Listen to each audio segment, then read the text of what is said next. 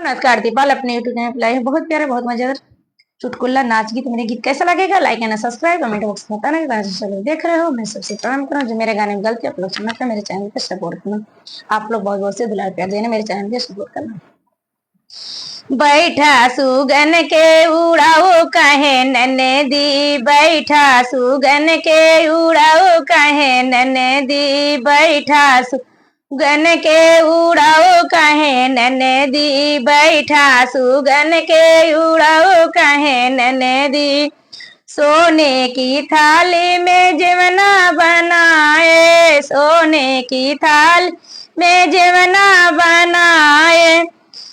सोने की थाली में जवना बनाए सोने की थाली में जवना बनाए जेव तैसा जन के बुलाओ कहे नने दी जेव तैसा जन के बुलाओ कहे नने दी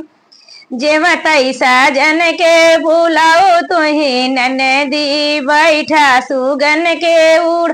कहे नने दी बैठा सुगन के उड़ाओ कहे नने दी झझरे गेड़ुआ गंगा जल पानी झझरे गेड़ुआ गंगा जल पानी घोटत साजन के बुलाओ कहे नने दी घोटत साजन के बुलाओ कहे नने दी घोटत साजन के बुलाओ कहे नने दी बैठा सुगन के उड़ाओ कहे नने दी बैठा सुगन के उड़ाओ कहे नने दी खैरा सो पाड़ी के बीरा लगाए खैरा सो पाड़ी के बीरा लगाए